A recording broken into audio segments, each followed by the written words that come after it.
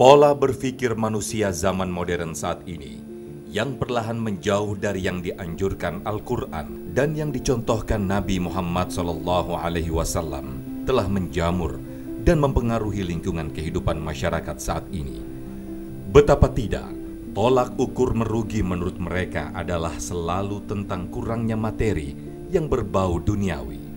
Padahal Al-Quran telah memberikan peringatan kepada manusia sejak 14 abad yang lalu bahwa ada kerugian yang lebih besar dari kerugian yang diderita manusia saat di dunia. Hal ini tentunya supaya manusia memiliki tujuan yang berharga dalam kehidupannya, baik saat di dunia dan di akhirat nanti, serta tidak terjerumus ke dalam kesengsaraan sebagaimana yang dirasakan oleh orang-orang yang merugi. Lantas, bagaimana Islam mendorong agar manusia tidak masuk dalam kategori yang merugi? Karena konon hanya sedikit saja yang beruntung. Mengapa ini bisa terjadi? Kemudian apa tolak ukurnya untuk mengukur seseorang itu merugi atau tidaknya yang telah dijelaskan dalam Al-Quran? Simak ulasannya dalam kajian ilmu damai Indonesiaku siang ini bersama guru-guru mulia yang telah hadir di tengah-tengah kita. Selamat menyaksikan.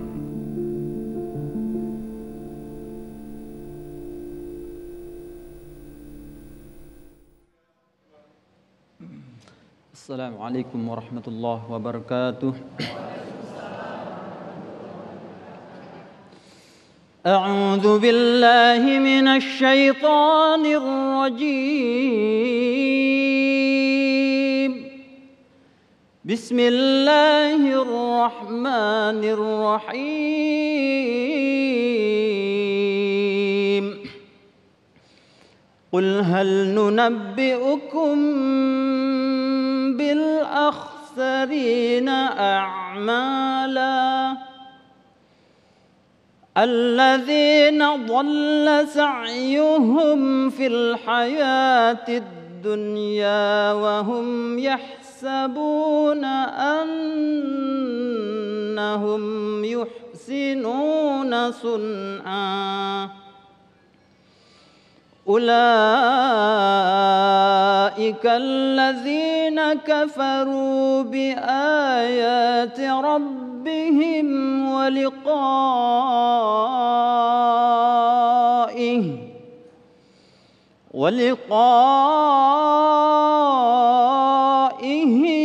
فحبطت أعمالهم فلا نقيم لهم يوم القيامة وزنا. صدق الله العظيم. Assalamualaikum warahmatullahi wabarakatuh. Assalamualaikum warahmatullahi wabarakatuh.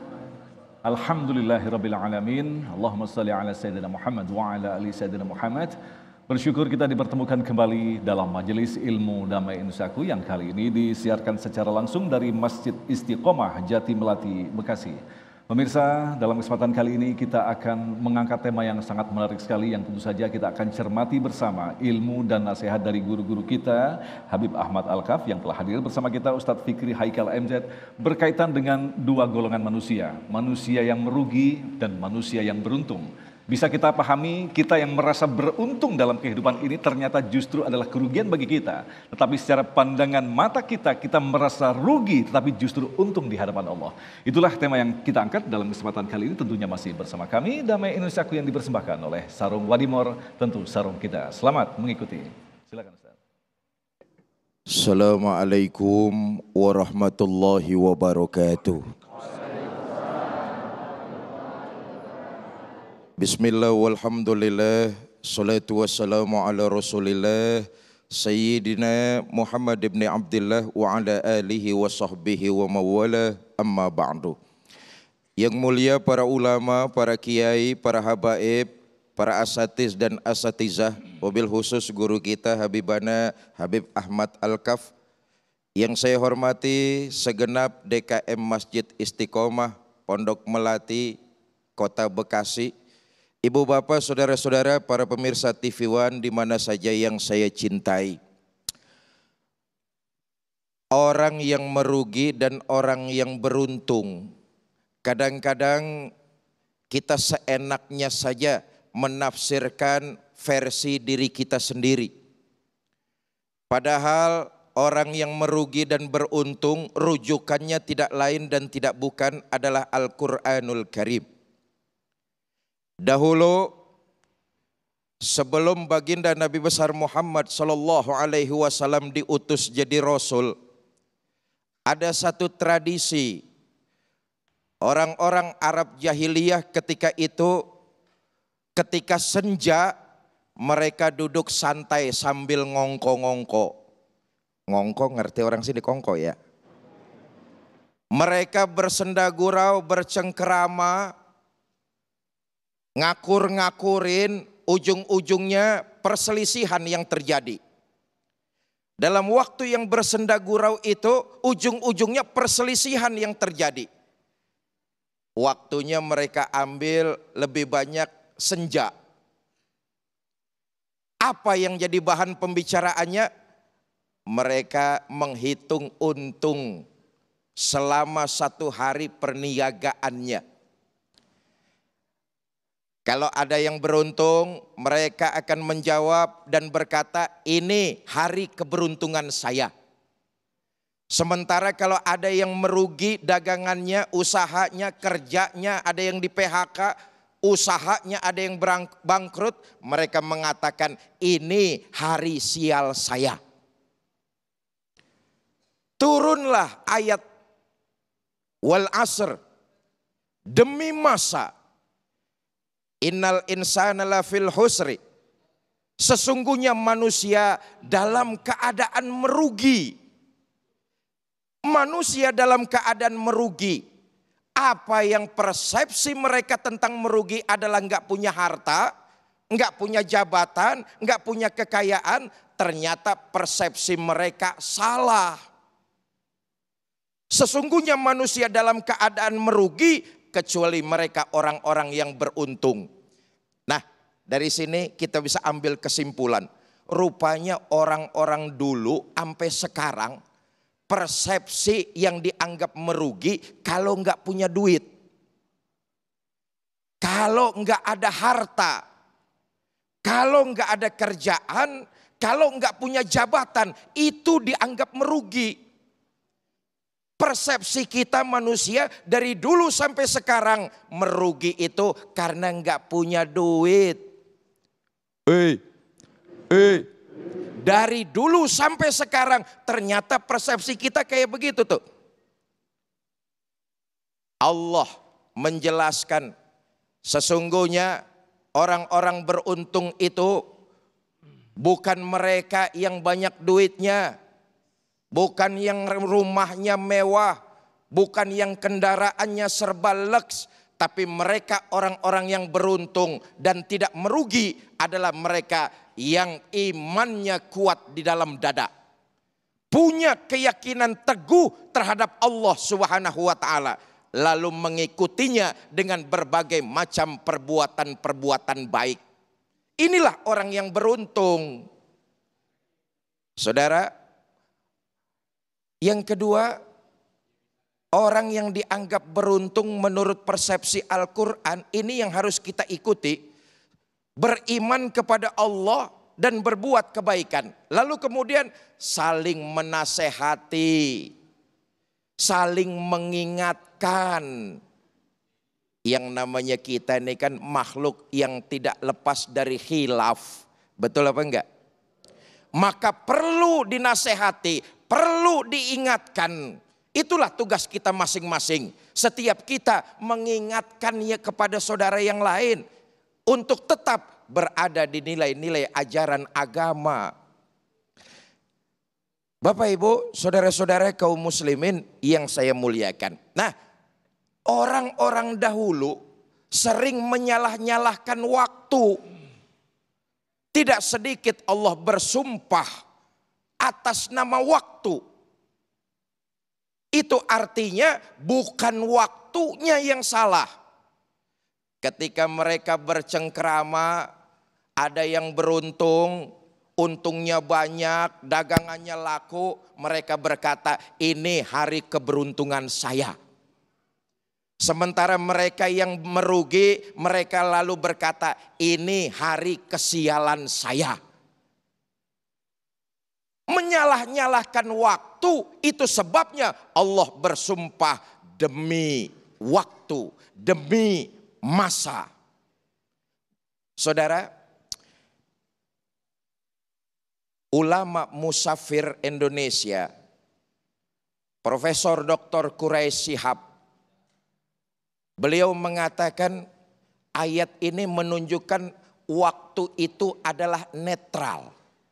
Menegaskan kepada kita manusia, Allah menegaskan kepada kita waktu itu netral. Bukan waktunya yang beruntung, bukan juga waktunya yang sial. Menurut Quraisy Shihab, itu dari ikhtiar usaha yang kita lakukan.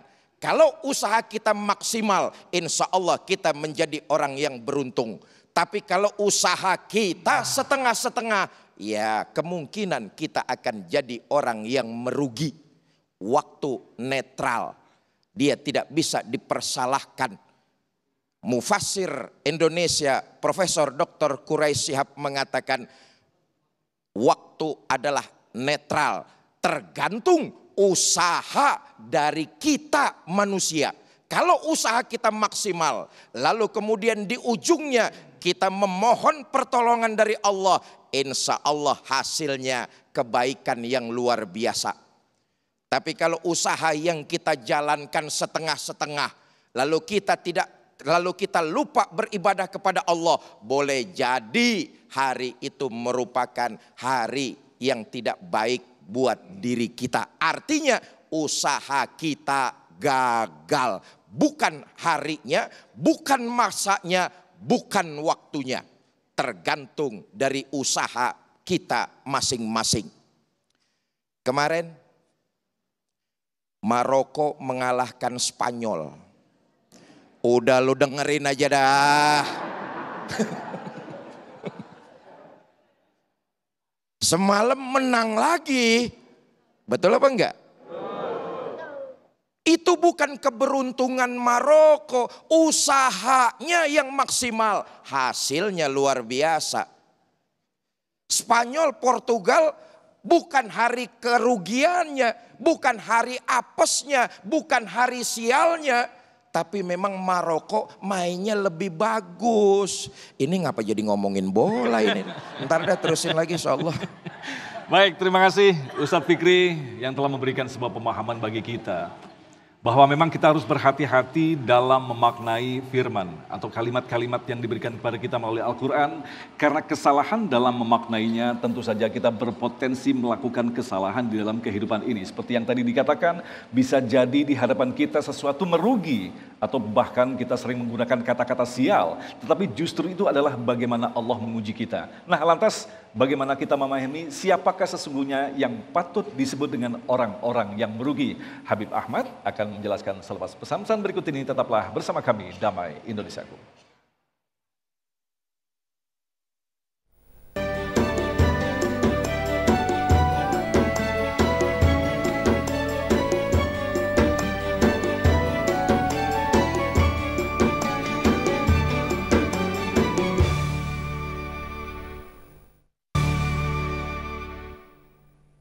Baik, terima kasih pemirsa, masih bersama kami Damai Indonesiaku yang mengangkat tema yang sangat menarik sekali berkaitan dengan kategori siapakah orang yang disebut dengan orang yang beruntung dan orang yang merugi. Sekarang siapakah sesungguhnya yang patut disebut dengan orang-orang yang merugi? Habib Ahmad Al-Kaf akan menjelaskan pada kita.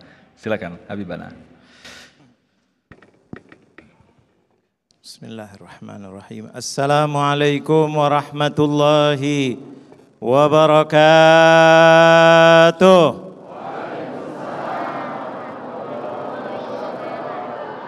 Alhamdulillah, alhamdulillahi rabbil alamin, wa bihi nasta'in ala umurid dunya wad din, wassalatu wassalamu ala ashrafil mursalin سيدنا وحبيبنا ومولانا محمد طب القلوب ودوائها وعافية الأبدان وشفائها ونور الأبصار وضيائها وقوت الأرواح وغذائها وعلى آله وصحبه ومن تبعه بإحسان ila yaumiddin. Amma ba'du, yang saya muliakan guru kita Al-Ustadz Fikri Haikal MZ, yang mudah-mudahan senantiasa dijaga oleh Allah Subhanahu wa taala.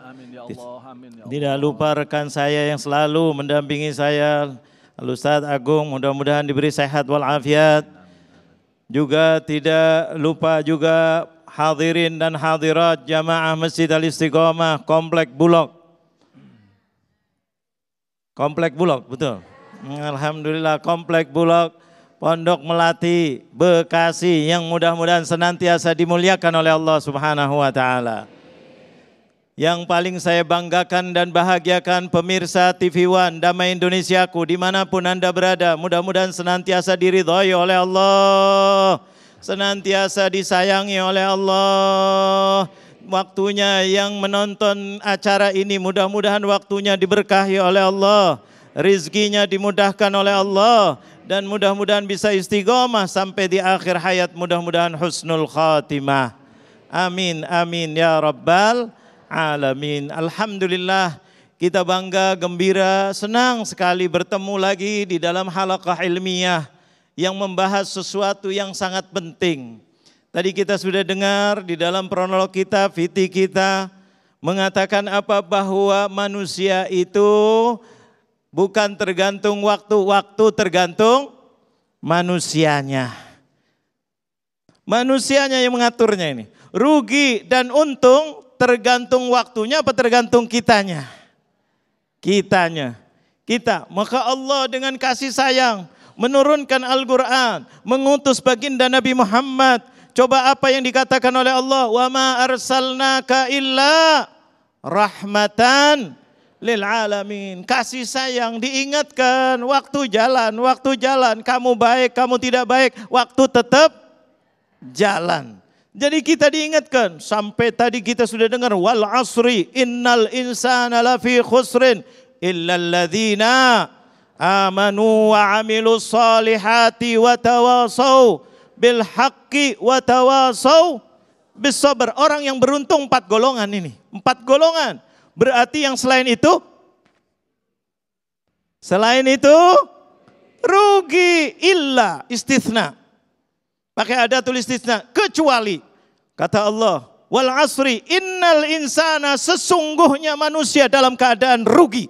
Allah, manusia rugi, iya, kecuali 4 golongan. Itu yang beruntung. Berarti yang pertama kali dikatakan tadi beriman kepada Allah. Ada masalah, kembali kepada Allah. Ada masalah, ada perlu, minta kepada Allah. Diberi supaya tidak diganggu oleh syaitan, supaya tidak menjadi sombong. Bersyukur kepada Allah. Beriman bahwa ini rezeki adalah dari Allah. Kayak bisa jadi pangkat ini karena diberi oleh Allah. Jangankan pangkat, hidup kita diberi oleh Allah. Kesehatan kita diberi oleh Allah. Rezeki kita diberi oleh Allah. Semuanya Allah. Maka patut kita ucapkan alhamdulillah. Nah ini namanya orang yang beriman. Kalau yang rugi, yang tidak mengucapkan alhamdulillah, itu orang yang rugi. Orang yang tidak mau bersyukur. Kenapa saya bersyukur? Kan ini jerih payah saya. Ya, ini kamu bisa makan, kamu bisa bergerak, kamu bisa ceramah, kamu bisa mendengar. Telinga itu yang bisa menjadikan kalian mendengar. Siapa yang menjadikan itu? Nah ini Allah. Kita punya lisan. Coba kalau alimnya kayak apa? Lisannya sedikit aja. Kira-kira bisa ngomong gak? Habis. Karunia dari Allah. Iman ini untuk mengurangi rasa sombong. Mengurangi rasa riak. Kadang-kadang bisa pinter dikit terus kalau saya. Lah, Anda siapa? Anda bisa ngomong aja itu karunia dari Allah. Lah ini tadi mengatakan iman itu maknanya luas. Yakin bahwa semuanya adalah di tangan Allah, Allah. Maka orang yang tidak beriman, orang yang rugi luar biasa. Karena kalau lagi susah, depresi. Kalau lagi susah, bunuh diri. Itu depresi, tidak ada, kayak sudah nggak bisa apa-apa lagi. Lebih baik bom bunuh diri. Oh Allah, jangan ada Allah ya Rabb. Dulu banyak dosa, Nabi Adam diajarkan oleh Allah, Rabbana zalamna anfusana wa in lam taghfir lana wa tarhamna lanakunanna. Coba, minal khasirin. Khasir itu artinya apa? Orang-orang yang rugi. Kalau dosa apapun besarnya, minta maaf sama Allah. Jangan udah salah mengatakan benar lagi. Udah nyuruh bilangnya saya nggak nyuruh itu. Ada apa tidak orang begitu? Itu minta maaf, selesai. Minta maaf dari awal. Jangan rekayasa. Sudah salah rekayasa, tambah salah. Banyak gak orang begitu? Ini yang bikin bingung orang-orang yang begini. Quran mengatakan ayo kembali kepada Allah. Nabi Adam, Nabi kita yang pertama, kakek istilahnya paling tua lah. Betul atau betul? Atau ada yang gak ngaku keturunan Nabi Adam? Kalau gak ngaku berarti keturunan siapa? Udah gak usah jawab, paling jawabnya monyet. Betul atau betul? Ini Nabi Adam salah, minta maaf diajarin oleh Allah. Kalau enggak kamu rugi, kenapa? Minta maaf, Allah Maha Pemaaf. Nah ini, beriman. Makanya kemarin subhanallah ada kejadian luar biasa, sampai Damai Indonesia aku mundur kemarin. 1 jam lebih. 1 jam. 2:30 kalau misalnya baru mulai. Betul. Jadi berapa jam tuh? 2 jam. Mundur, tapi alhamdulillah masih ada. Tapi ada hikmahnya, ada ceramah juga dari Jogja. Betul. Hikmah hubungannya dengan tema kita ini luar biasa. Dari orang nomor 2 di Indonesia kemarin ceramah. Betul. Nggak kenal sih, soalnya nggak biasa ceramah. Ini ceramah mengatakan, ngasih nasihat pengantin. Apa mengatakan? Coba kalimat, ini iman. Mitsaqan ghalidha. Hai pengantin, kebetulan pengantinnya anaknya siapa? Anaknya presiden. Subhanallah, ini kita bukan apa-apa, bangga karena ada iman di sini mengatakan kamu nikah mitsaqan ghalidha. Kamu berjanji bukan sama istri kamu, tapi kamu berjanji dengan Allah. Hati-hati menjaga perempuan, jangan melecehkan perempuan. Betul apa betul?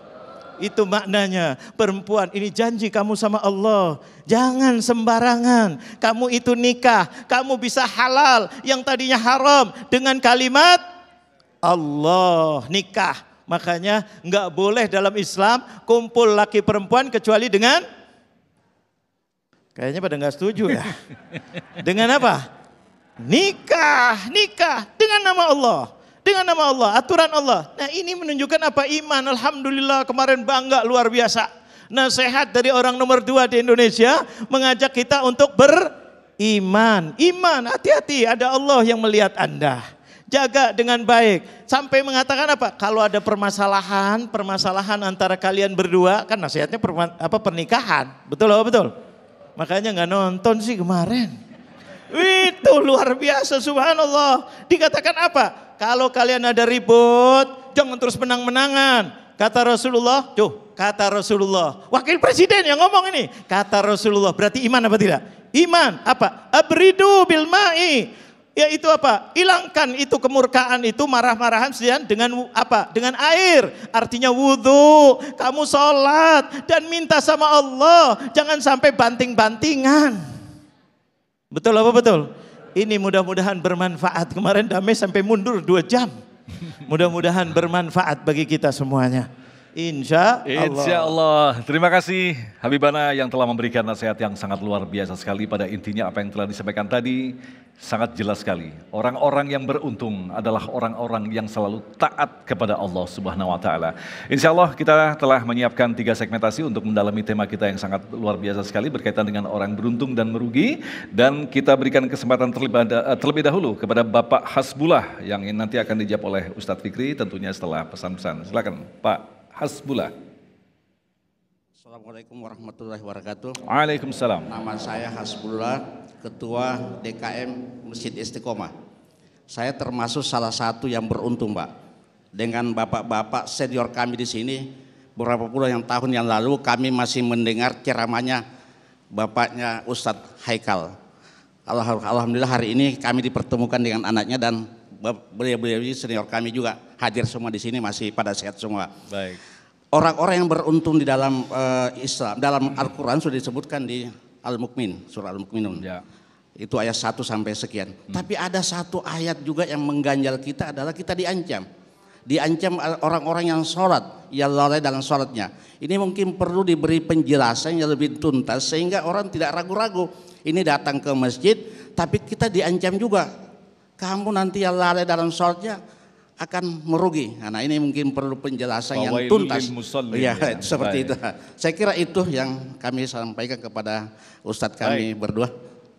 Terima kasih Bapak Hasbullah. Kita akan jawab selepas pesan-pesan berikut ini. Tetaplah bersama kami Damai Nusaku yang dipersembahkan oleh Sarung Wadimor. Tentu sarung kita. Tanpa sadar nikmatnya alam karena kuasamu yang takkan habis sampai di akhir waktu. Perjalanan ini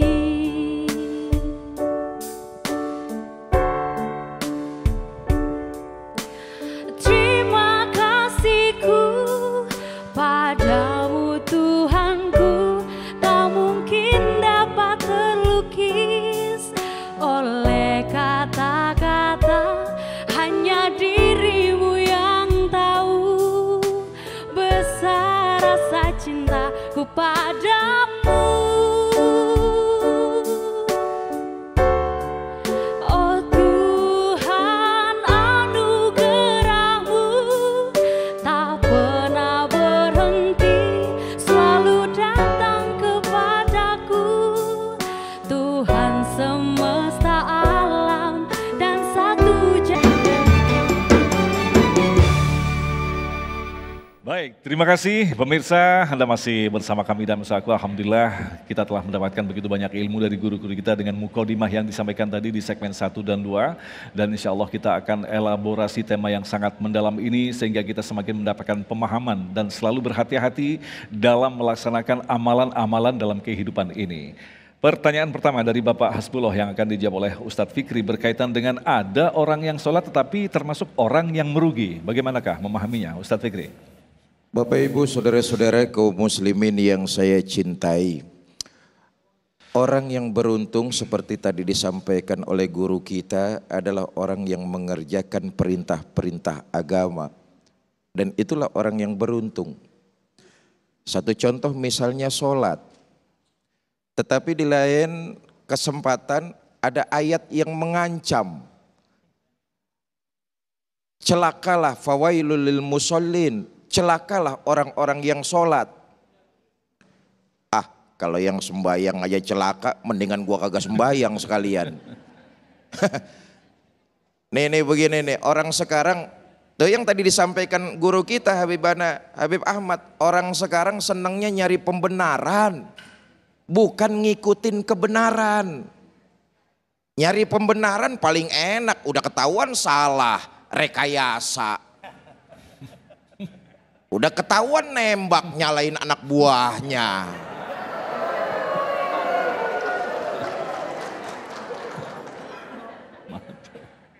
Emang siapa sih emang?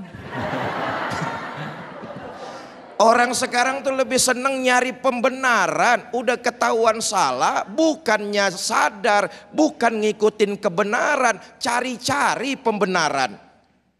Dulu ada maling ketangkep polisi, ditanya, "Mas, ngapain nyolong?" "Saya nggak nyolong Pak, saya ngambil tali, saya kagak tahu di ujungnya ada kambing."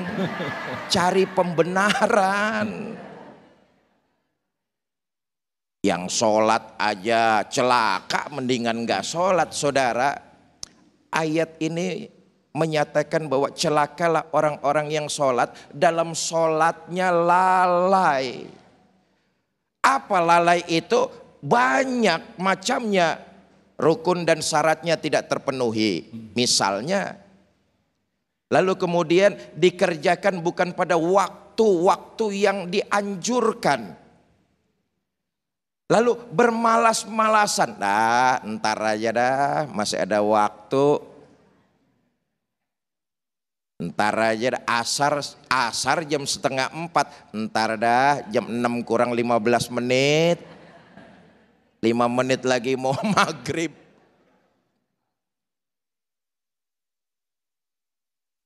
Dan yang dianggap lalai, terjebak kepada ritualnya. Nah ini juga penting saudara. Terjebak kepada ritualnya.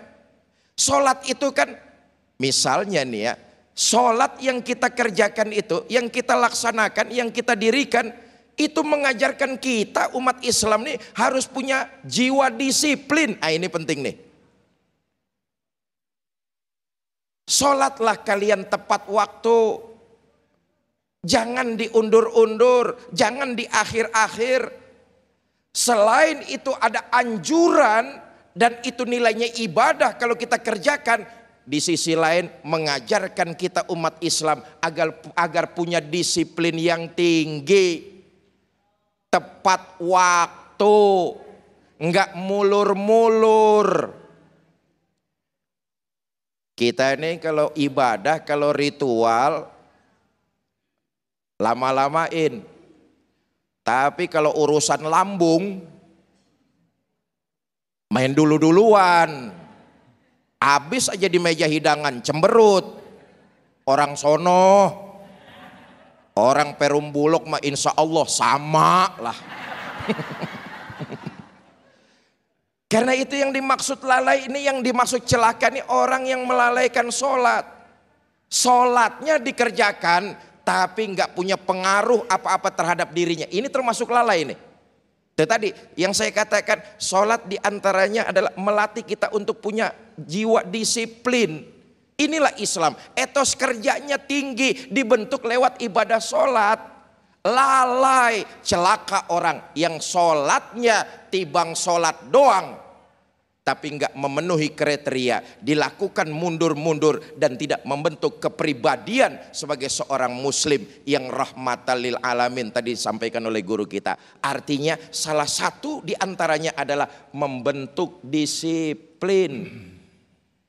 Kalau sholat yang kita kerjakan, kalau ibadah yang kita lakukan, semuanya membentuk karakter kita, insya Allah kita tidak jadi manusia merugi. Wallahu a'lam bishawab. Ada yang ditambahkan Habibana? Ya. Itu bagus sekali tadi dikatakan oleh guru kita Ustadz Fikri Haikal, Masya Allah. Jadi tadi yang ditanya itu luar biasa. Ancaman bagi orang yang lalai. Itu di surat Al-Ma'un. Yang tadi di bawah surat Al-Mu'minun justru jawabannya, kebalikannya. Surat Al-Mu'minun, qad aflahal mu'minun alladzina hum fi salatihim khashi'un. Itu kebalikannya tadi.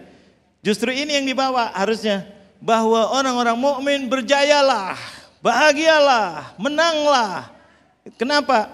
Barang siapa di dalam salatnya fi salatihim khashi'un, takut sama Allah. Jadi bedanya antara fi dengan an. Kalau di surat Al-Ma'un an artinya apa? I'rad. Tapi kalau fi di dalamnya, jadi kita kalau mengajak ya itulah, ayo sholat. Sholat itu kebahagiaan. Sholat mengajarkan disiplin, sholat mengajarkan jujur, sholat mengajarkan meninggalkan kemungkaran dan seterusnya. Kalau sholatnya khusyuk, khashi'un. Tapi kalau sahun tadi an sholatihim sahun. Bedanya an dan fi. Fi itu baik, luar biasa. Kalau an, i'rad.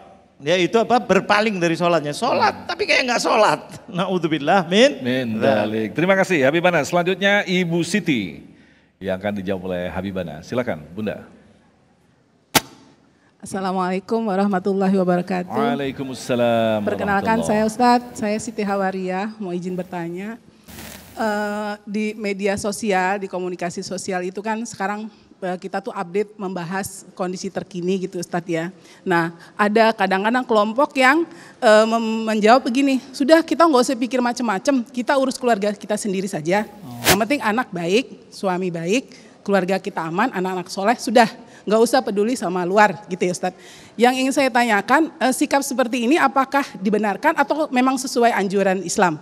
Yang kedua Ustadz, misalkan keluarga kita ini alhamdulillah diberi kondisi yang baik, soleh anak-anak kita, apakah ini keadaan kita itu termasuk yang beruntung atau kita tuh dalam ujian Ustadz? Terima kasih. Assalamualaikum warahmatullahi wabarakatuh. Yang pertama dulu, jadi yang kedua adalah ketika kita diberikan kondisi baik, apakah termasuk kita orang yang beruntung atau justru ujian dari Allah? Yang pertama tadi adalah berkaitan dengan ya udah itu bukan urusan kita. Habibana. Ini adalah pernyataan yang memang sekarang lagi ada. Zaman dulu Rasulullah pernah mengingatkan kita. Kalau jadi tergantung keadaan. Itu kata-kata itu bisa benar kalau keadaannya seperti apa yang dikatakan oleh Rasulullah dalam salah satu sabdanya. Kalau keadaan lagi kasuratul fitan. Ya, kalau kita bicara langsung dibunuh. Kalau kita bicara langsung kita macam-macam bahaya untuk kita. Maka Rasulullah mengatakan ilzamu baitakum. Kalau dalam keadaan fitnah sudah luar biasa, maka jaga diri kamu dan keluarga kamu sudah cukup. Jangan bicara umum. Karena keadaan lagi genting, gawat luar biasa. Paling tidak sama. Tapi kalau masih bisa kita ngomong tadi watawasau bil haqqi watawasau bis sabr, masih bisa ngaji, masih bisa pergi, masih bisa kerja. Kenapa harus diam? Karena kalau rusak di sana akan akibatnya ke kita. Kita tidak boleh diam. Makanya tadi watawasau bil haqq. Harus saling ingat mengingatkan. Kalau kondisinya masih bisa mengingatkan. Jadi wajib itu. Sampai dikatakan umat Nabi Muhammad paling afdal. Kenapa paling afdal? Kuntum khaira ummatin ukhrijat linnasi ta'muruna bil ma'rufi wa tanhauna 'anil munkar. Mengajak kepada kebaikan dan mencegah kemungkaran. Kalau nggak ada yang mencegah, hancur sana, hancur ke kita juga. Makanya kita wajib jangan peduli keluarga kita sendiri. Kecuali kalau fitnah sudah luar biasa, kita baru ngomong aja tangkap, bunuh, tembak. Wow. Ini sudah bahaya berarti. Keadaannya sudah nggak bisa, selamatin diri dulu dah. Sampai keadaannya aman. Tapi kalau keadaan seperti kita di negara kita, alhamdulillah TV masih boleh, ceramah boleh, ngaji boleh, kerja boleh. Kenapa diam? Ada orang koruptor terus diam. Ya hancur negaranya. Betul apa betul? Harus bicara, jangan. Nah ini contoh aja. Jadi keadaan diam tidak diam itu tergantung keadaan. Kalau sudah darurat baru kita diam. Ya, itu yang pertama. Kalau yang kedua tadi anak ujian, anak itu ujian. Anak itu adalah ujian. Ujian gimana? Kadang-kadang orang tua itu kalah dengan anak. Demi untuk anak akhirnya maksiat. Demi untuk anak membolehkan anak berbuat maksiat. Udah enggak apa-apa, udah enggak, harus tegas. Ini adalah amanat dari Allah. Didik, nangis biarin nangis. Untuk apa? Kebaikan dia. Jangan terus, Allah nanti nangis, nanti musuhin kita, nanti cemberut. Terus jalan enggak karuan, ini enggak karuan dan seterusnya. Maka ini adalah ujian, mudah-mudahan kita diselamatkan oleh Allah SWT. Ya, kita jaga.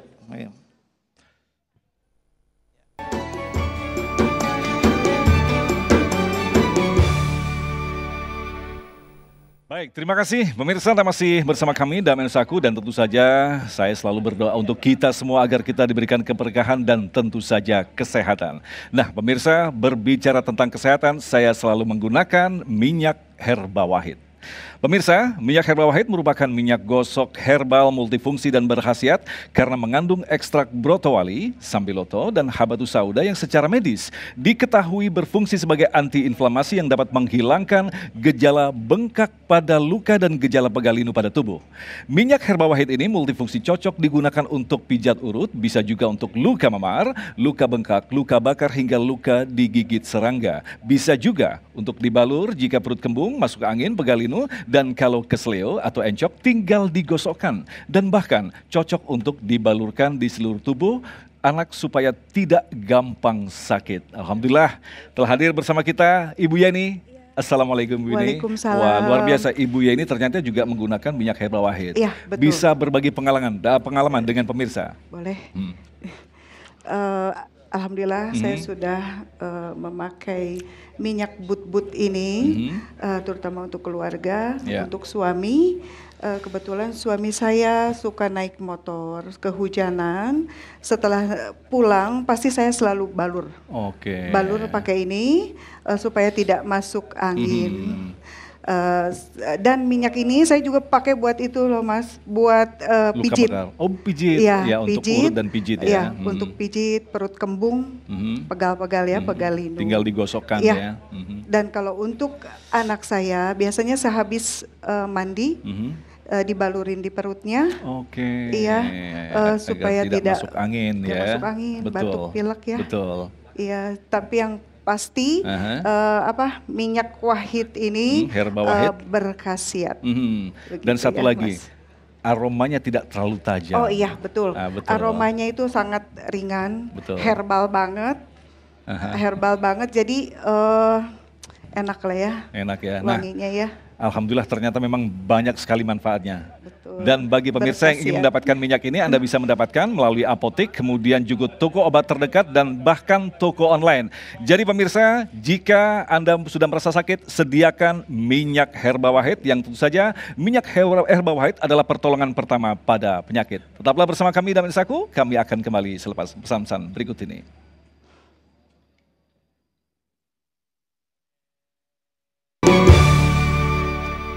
Baik, terima kasih pemirsa, Anda masih bersama kami dan Insaku. Kita akan lanjutkan lagi untuk menjawab pertanyaan selanjutnya akan dijawab oleh Ustadz Fikri yang akan disampaikan oleh Bapak Dedi. Silakan Pak Dedi.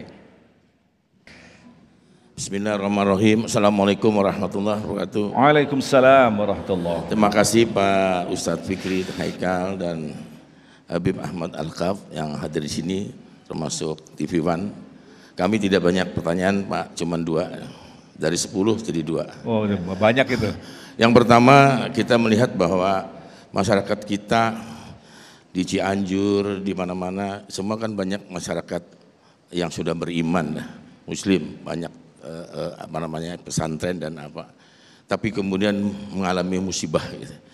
Ini kira-kira keberuntungan atau kerugian ya, dilihat dari sisi keyakinan kita. Baik. Yang kedua, seperti disampaikan tadi bahwa kita paling utama adalah sholat yang kemudian sholatnya itu sholat yang benar. Artinya sholat yang khusyuk. Kami di sini sebagai jamaah ingin belajar sholat yang khusyuk itu kayak apa sih? Karena baru aja Allahu Akbar, pikiran udah kemana-mana, persoalan kemana-mana. Sampai-sampai lupa ayat apa rakaat keberapa suratnya. Jadi yang diingat gimana membawa kita untuk bisa sholat khusyuk. Sangat jelas sekali. Terima kasih Pak karena waktunya sangat singkat sekali. Terima kasih. Assalamualaikum warahmatullahi wabarakatuh. Ustadz Fikri, yang kaitan pertama adalah tentang musibah. Ini bukan di Cianjur saja, di beberapa wilayah di Indonesia juga mengalami musibah. Bagaimana memahaminya? Bapak Ibu Saudara-saudara, memang akhir-akhir ini negara tercinta sedang dirundung dengan air mata bencana. Datang silih berganti. Cianjur, bahkan beberapa hari lalu kita juga berasa di sekitar Jabodetabek gempa yang menurut BMKG berada di sekitar Pelabuhan Ratu Sukabumi.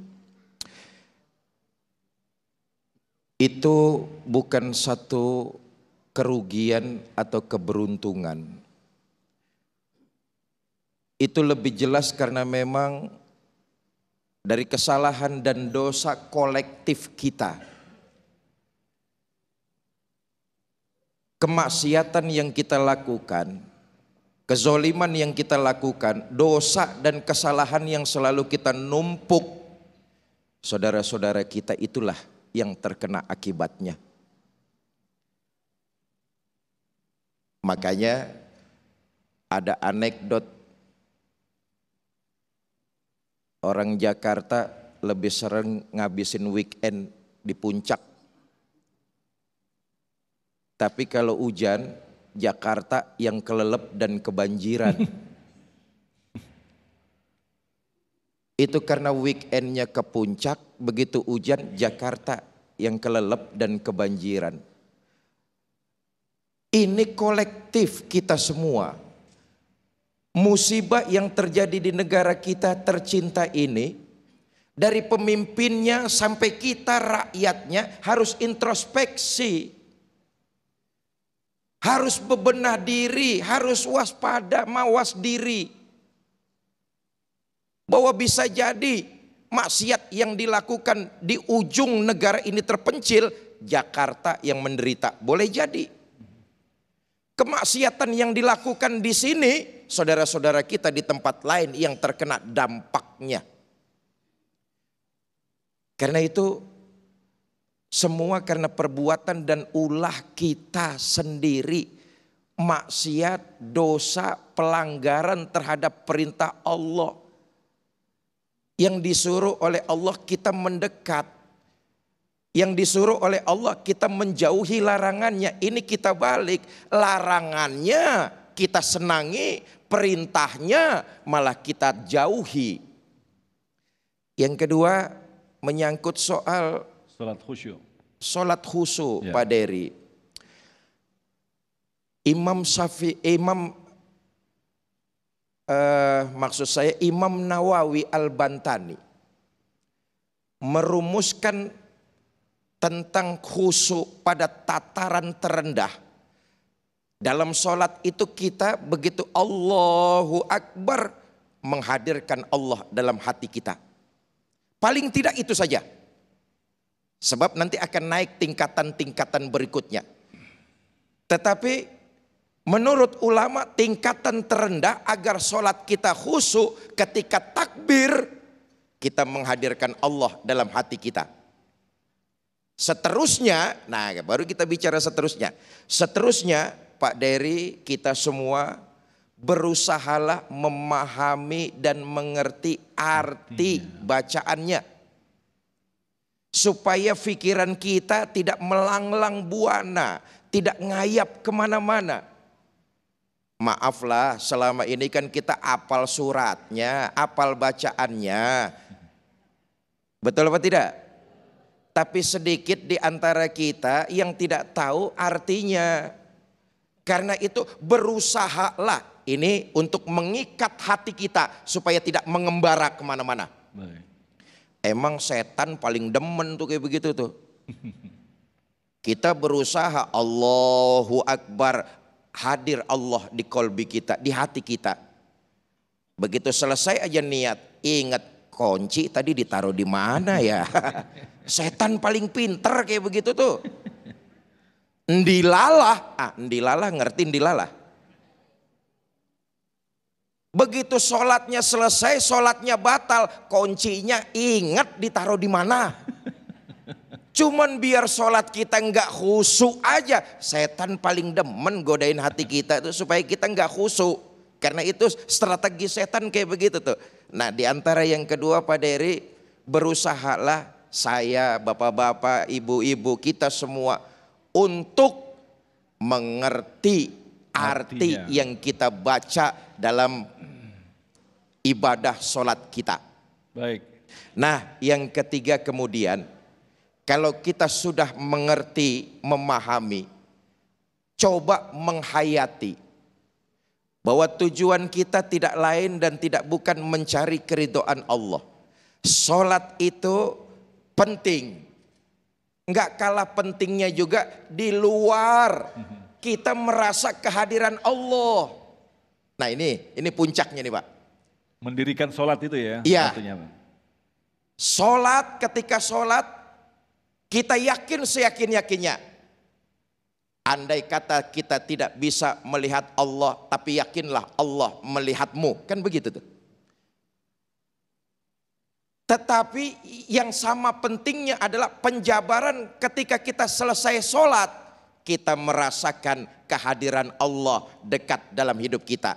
Apa yang kita ucapkan, apa yang kita perbuat, apa yang kita lakukan akan kita pertanggungjawabkan di hadapan Allah Subhanahu wa taala. Itu Habibana tadi katakan tuh. Jadi ketika sholat kita merasakan kehadiran Allah, di luar sholat kita tetap bisa merasakan kehadiran Allah.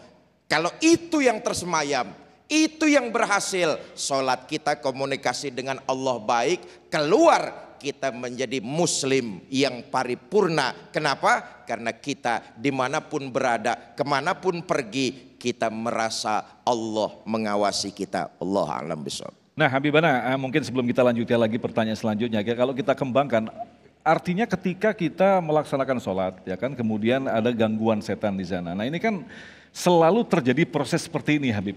Jadi ketika diri kita sudah bersih, setan masuk begitu Bib. Tapi kadang-kadang diri kita juga menjadi setan begini. Nah, adakah formulasi caranya agar kita benar-benar pure?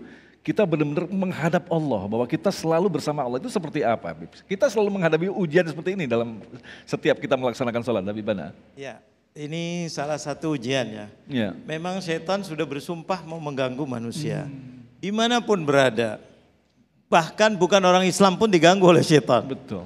Banyak yang jahat-jahat dari orang muslim, juga dari orang non-muslim. Sama setan paling dendam sama manusia. Ketika masuk sholat diganggu, nggak apa-apa. Memang setan mau masuk ke situ. Tapi yang penting tadi katakan, hadirkan Allah di dadanya. Hadirkan Allah. Kalau terganggu sampai sholatnya tadi dikatakan 3 rakaat atau 4 rakaat. Bacaan lupa. Lupa. Sujud sahwi. Itu senjata dikasih oleh Allah. Suruh sujud sahwi, apa sih? Itu berarti lawan setan. Sujudnya yang kedua itu yang terakhir sebelum salam namanya sujud sahwi untuk apa? Saya melawan setan, walaupun diganggu saya berpihak dengan Allah. Setan aku sujud. Kenapa sujud? Setan paling sakit kalau melihat orang sujud. Karena dia diusir dari sorga, dosanya 1. Karena apa? Tidak mau sujud. Makanya Allah kasih. Jangankan kita, Nabi Muhammad pernah. Betul. Nabi Muhammad pernah sujud sahwi. Ketika ditanya sahabatnya apakah ini sholatnya dikosor apa enggak ya Rasulullah. Tanya betul, ketika betul ini suratnya kurang. Rasulullah langsung sholat ditambah. Di akhirnya sujud sahwi, diajarkan untuk kita.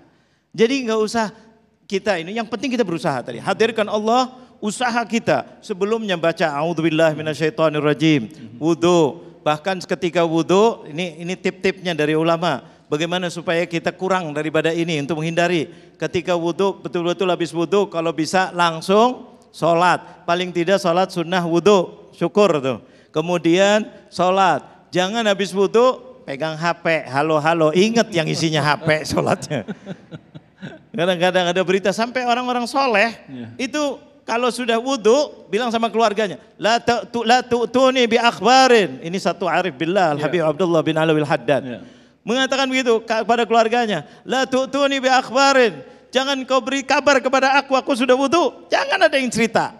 Aduh ininya belanjanya belum, aduh ini. Nanti sholatnya ke bawah. Maka ketika habis wudhu, langsung sholat. Ini tip-tipsnya, bukan wajib untuk menghindari. Tapi kalau masih masuk juga, don't worry, jangan takut. Artinya kualitas sholat kita tetap diterima walaupun tetap ada diterima oleh Allah. Insya Allah. Baik. Insya Allah, Allah Ghafurur Rahim. Jangan terus aduh diganggu, pasti nggak diterima nih. Jangan suudzon sama Allah. Iya, setan yang salah. Setan yang salah. Baik. Kita minta sama Allah. Insya Allah diterima sholat kita semuanya. Amin ya Allah. Nah, pertanyaan selanjutnya nanti kita akan jawab dalam segmentasi selanjutnya dari Ibu Wike yang akan dijawab oleh Habibana. Silakan. Bismillah, Assalamualaikum warahmatullahi wabarakatuh. Waalaikumsalam. Terima kasih Ustadz Fikri Haikal dan Habib Ahmad Al-Kaf. Tadi Ustadz sudah sampaikan di dalam surat Al-Asr sesungguhnya manusia itu dalam keadaan merugi kecuali orang-orang yang beriman, mengerjakan kebajikan dan menasehati dalam kebenaran dan kesabaran. Pertanyaannya, kalau ada orang yang tidak sesuai dengan ayat tersebut, Ustadz, apakah termasuk merugi? Dalam hal ini orang yang tersebut tidak bisa menasehati orang lain, karena mungkin nanti akan terjadi kesalahpahaman. Terima kasih Ustadz. Assalamualaikum warahmatullahi wabarakatuh. Assalamualaikum warahmatullahi wabarakatuh. Pertanyaan Ibu Wika kita akan jawab selepas pesan-pesan berikut ini. Tetaplah bersama kami Damai Indonesiaku.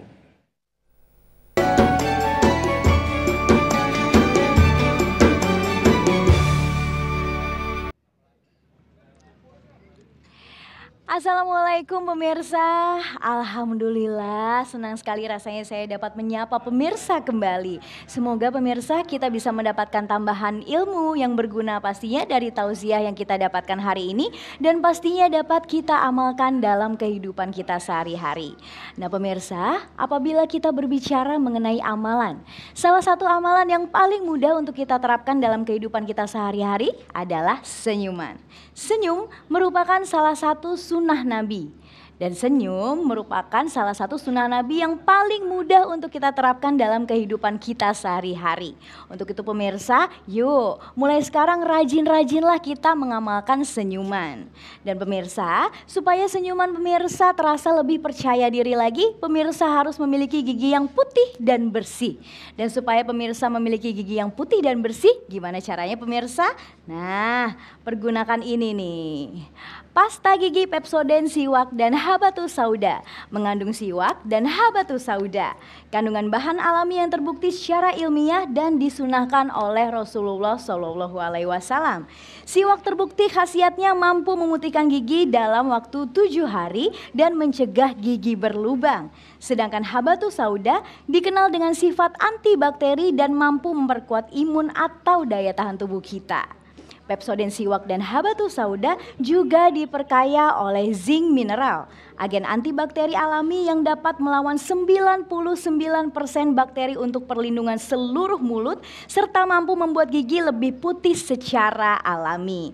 Nah buat pemirsa, yuk sudah saatnya pemirsa semua untuk beralih menggunakan pasta gigi Pepsodent Siwak dan Habatus Sauda. Insya Allah pemirsa, banyak sekali manfaatnya apabila pemirsa mempergunakan pasta gigi yang mengandung perpaduan siwak dan habatus sauda yang pastinya terbukti secara alami khasiatnya serta disunahkan oleh Rasulullah SAW.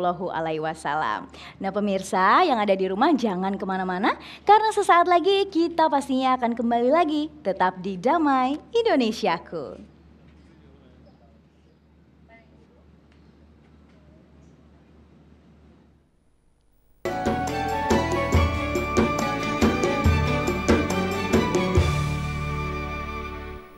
Terima kasih pemirsa, masih bersama kami Damai Indonesiaku yang mengangkat tema tentang kategori orang yang merugi dan orang yang beruntung, dan kita masih menyisakan satu pertanyaan lagi dari Ibu Wike. Silakan Habibana berkaitan dengan masalah nasihat tadi. Ya. Bismillahirrahmanirrahim. Rabbi syrah li sadri wa yassir li amri wahlul 'uqdatam min lisani yafqahu qawli. Tadi pertanyaan surat Wal Asri ini intinya judul tema kita itu tadi. Wal asri innal insana lafi khusrin illa alladzina amanu wa amilus solihati. Itu masih hubungannya pribadi. Amilu amal perbuatan pribadi, soleh, sholat, ibadah kepada Allah, kemudian iman pribadi. Tapi di sini kita tadi dikatakan kita bermujtama sosial. Di sini perlu yang namanya saling nasihat, menasehati. Islam itu din rahmatan lil alamin. Jadi jangan sampai kalau ada orang salah dibiarin. Harus dinasehatin, dan syaratnya ketika dia menasehati kalau dia salah juga mau dinasehatin. Watawasau artinya saling wasiat, mewasiatkan dengan nasihat. Suami salah, nasehatin, diingetin oleh istrinya. Istri salah, saling mau, jangan marah-marahan. Rakyat salah, diingetin oleh pemimpin. Kamu nggak bisa begini, kamu begini, begini. Betul atau betul? Salah, ancamannya begini, masuk penjara. Nggak apa-apa, nasihatin. Begitu juga kalau pemimpin salah, juga harus rakyat. Kok pada diem? Nasihatin, jangan diem. Nggak boleh, kita nanti berarti tidak cinta tanah air kalau dibiarkan salah. Salah ngambil kebijakan, ingetin, oh ini kayaknya kurang pas. Karena bangsa kita begini, oh naik harga melambung luar biasa, kayaknya kurang pas, rakyat lagi susah, boleh apa tidak? Nolong pemimpin supaya tidak jatuh, supaya tidak diingetin, berarti rasa kasih sayang. Itulah Islam, mempunyai pondasi. Kalau nggak begini, kalian rugi, rakyatnya rugi, pemimpin rugi, suaminya rugi, istrinya rugi terus. Nah ini tadi dikatakan merugi. Watawasau ya nggak bil hak itu yang benar, yang kayaknya pas. Jangan manut aja. Istri saya soalnya maunya begini, tapi jeblosin terus ikut istri. Pak, ikut istri apa jangan? Jangan, Dek, sabar dulu, nanti dulu. Insya Allah kalau Bapak punya uang banyak, nanti beli mobil Mercedes masalah. Atau mobil apa, terserah. Tapi sekarang biar dulu yang biasa-biasa. Nanti kalau ini. Jangan ini. Begitu juga suaminya diingetin oleh istrinya. Jangan nanti takut Bapak marah. Nggak apa-apa marahin dikit daripada kejeblos. Enggak apa-apa dimarahin, memang manusia kadang-kadang tidak mau dinasehatin. Tetapi kita harus menasehatin. Inilah agama, datang memberi nasihat. Saling mau memberi nasihat dan menerima nasihat. Dengan yang benar, dengan syarat bukan mengikuti siapa dia. Tetapi mengikuti yang benar. Kalau dalam agama yang benar, qala Allah Ta'ala, qala Rasulullah, qala Imam fulan yang sudah jelas. Jangan menurut saya. Siapa Anda? Paham apa tidak? Ini yang enggak boleh. Ayo kita lihat, ada Qur'annya, ada hadisnya. Ini kalau dalam agama. Kalau dalam hukum ada undang-undangnya, ada pasalnya, ada ininya, ahlinya lebih tahu. Kalau di dalam perdagangan begitu juga dan seterusnya. Yang terakhir, wa tawasau bis sabar. Sabar ini yang paling istimewa. Disitulah iman yang hakikatnya orang kalau bersabar. Jangan maksa kalau sama Allah. Minta sama Allah, ya Allah tolong saya kepingin rumah ini ya Allah. Kalau enggak diberi rumah ini enggak usah, lebih baik enggak usah. Jangan maksa. Sabar, kita minta ya Allah kalau diperkenankan rumah ini. Ya Allah kalau diperkenankan ini jodoh saya ya Allah. Kalau bisa ini, kalau boleh. Tapi nunggu dari Allah, sabar. Kata Imam Ali dikatakan apa? Isbir qalilan fa ba'dal usri taisiru. Wa kullu amrin lahu waqtun wa tadbiru walil muhaimini fi halatina nadharun wa fawqa taqdirina lillahi taqdiru. Sabar sebentar kata Imam Ali. Isbir qalilan fa ba'dal usri taisiru.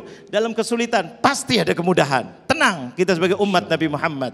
Allah sudah berjanji, inna ma'al usri yusra. Wa kullu amrin lahu waqtun wa tadbiru. Setiap perkara pasti ada waktunya dan sudah diatur oleh Allah. Dan pada Allah semuanya sudah diatur dan ditentukan oleh Allah. Mudah-mudahan ini bermanfaat. Habibana Haji Fikri yang telah memberikan ilmu yang sangat luar biasa sekali. Di terakhir nanti kita akan berdoa bersama, mudah-mudahan kita termasuk orang-orang yang dipilih oleh Allah, diberikan petunjuk untuk membedakan di mana keburukan dan kebaikan. Tetaplah bersama kami, Damai Indonesiaku.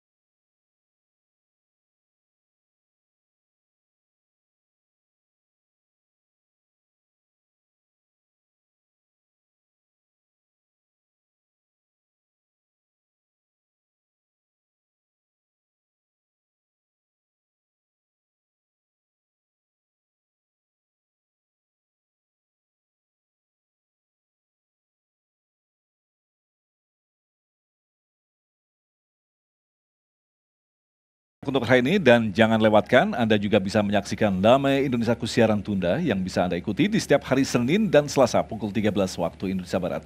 Agung Izulhaq dan kerabat kerja yang bertugas serta pendukung acara ini Sarung Wadimor, tentu Sarung kita mengucapkan terima kasih atas perhatian Anda. Sampai jumpa minggu depan. Assalamualaikum warahmatullahi wabarakatuh. Waalaikumsalam warahmatullahi wabarakatuh. Mari kita beristighfar, mudah-mudahan Allah angkat musibah-musibah yang ada di negeri kita dan di rumah kita, mudah-mudahan diangkat derajatnya oleh Allah. Astaghfirullah semuanya. Rabbal, ya Allah ampunilah dosa-dosa kami ya Allah. Ya Allah angkatlah musibah-musibah yang ada di negeri kami tercinta Indonesia ya Allah. Ya Rabb murahkan rezeki bangsa Indonesia ya Allah. Turunkan keamanan dan kenyamanannya ya Allah. Berilah hidayah kepada kami semuanya ya Allah, baik rakyat dan para pemimpin-pemimpin kami ya Allah. Tuntunlah mereka kepada jalan yang diridhai oleh-Mu ya Allah. Khususnya anak-anak kami, keluarga kami ya Allah, mudah-mudahan dibimbing oleh-Mu ya Allah, agar anak-anak kami menjadi anak-anak yang soleh dan soleha, anak-anak yang berbakti kepada ibu dan ayahnya ya Allah. Jangan sampai terbawa dengan aliran-aliran yang sesat, pergaulan yang tidak beres ya Allah, atau narkoba dan yang lain-lainnya ya Allah. Selamatkanlah anak-anak kami agar makin besar, makin memuliakan ibu dan ayahnya ya Allah. Ya Rabb, muliakan ibu dan ayah kami ya Allah, baik yang masih hidup atau yang sudah wafat. Sayangilah ibu dan ayah kami ya Allah. Kami bisa begini